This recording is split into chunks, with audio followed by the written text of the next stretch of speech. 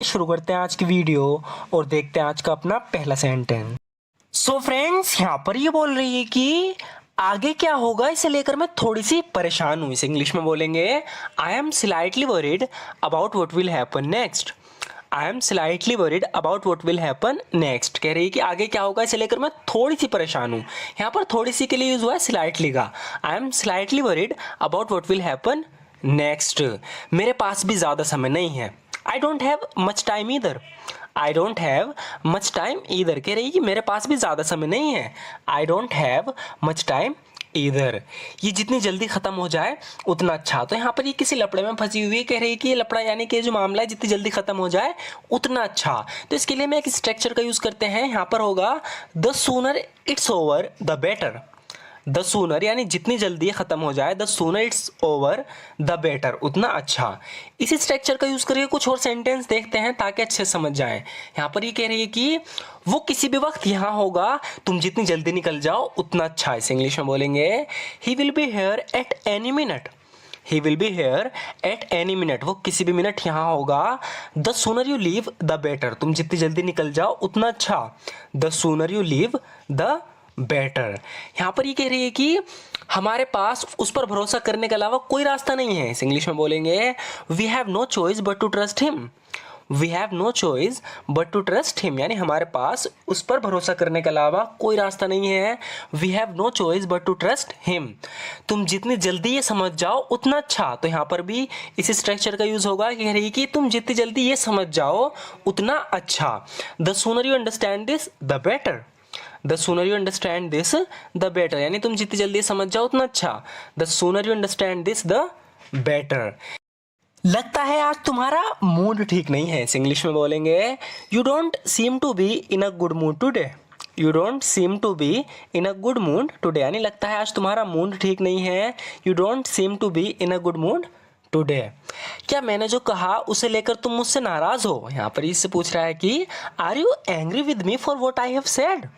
Are you angry with me for what I have said. क्या मैंने जो कहा उसे लेकर तुम मुझसे नाराज हो। Are you angry with me for what I have said.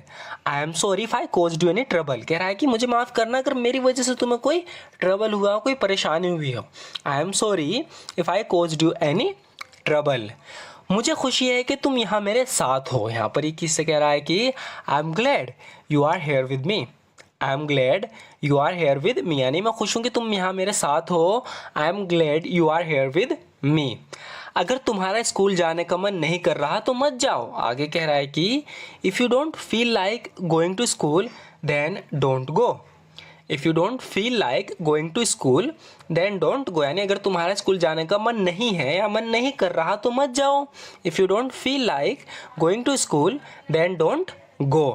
आगे बोल रहा है कि जो तुम्हें सही लगे वो करो। इस इंग्लिश में बोलेंगे do what you feel is right.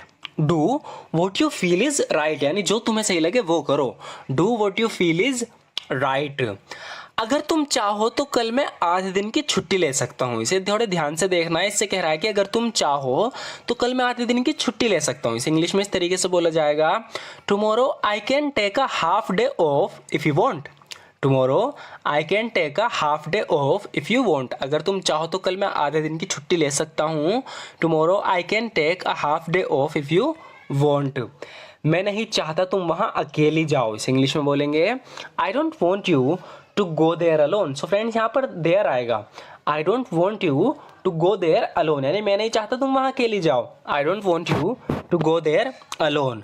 अगर तुम बुरा ना मानो, कहना चाह रहा है कि अगर तुम्हें कोई एतराज़ ना हो, तुम्हें कोई आपत्ति ना हो, अगर तुम बुरा ना मानो तो मैं तुम्हारे साथ चलूँगा। इस इंग्लिश में बोलेंगे इफ़ यू डोंट माइंड।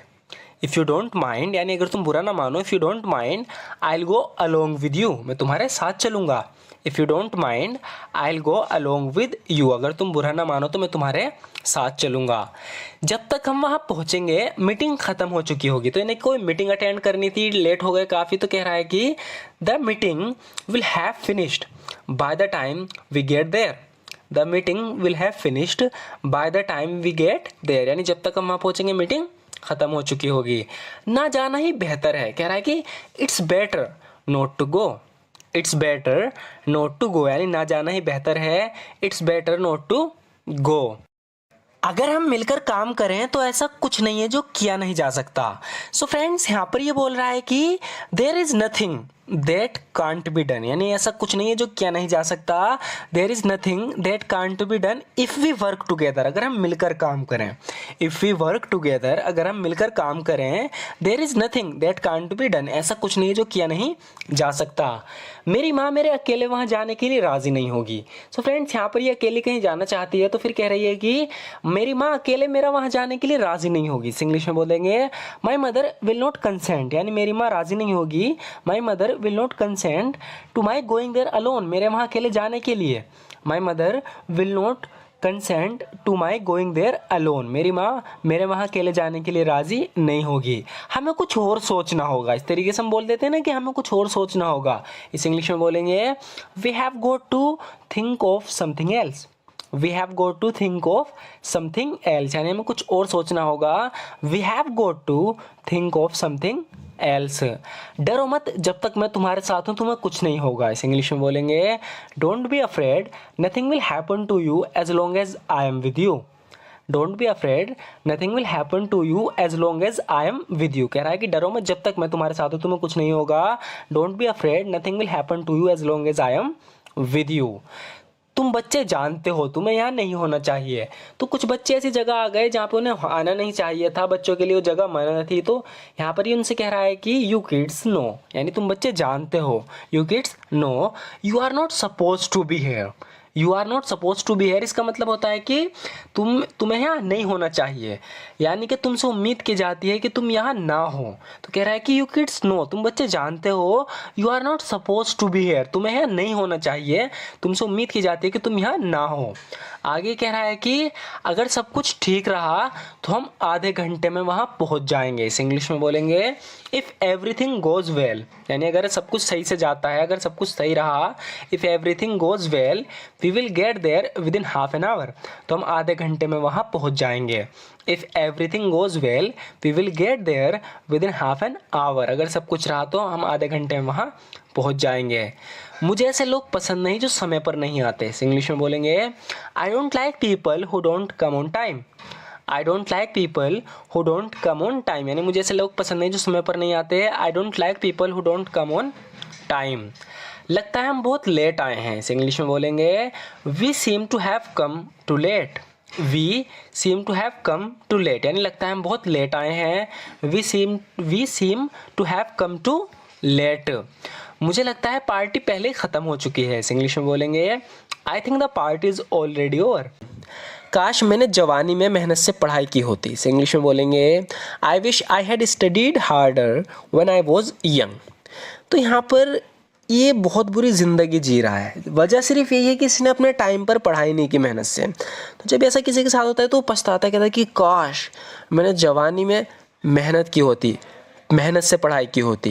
तो इस तरीके से यहाँ पर ये बोल रहा है, लेकिन इसको हम इस तरीके से बोलेंगे। सबसे पहले तो हम आई विश का यूज़ करेंगे, लेकिन पास्ट की बात चल रही है कि की होती, तो हम यहाँ पर हैड के बाद वर्ब की थर्ड फॉर्म का यूज़ करेंगे, जैसे कि पास्ट परफेक्ट में होता है। I wish I had studied harder when I was young. जब मैं जवान था, यंग था, काश मैंने उस समय मेहनत से पढ़ाई की होती। I wish I had studied hard when I was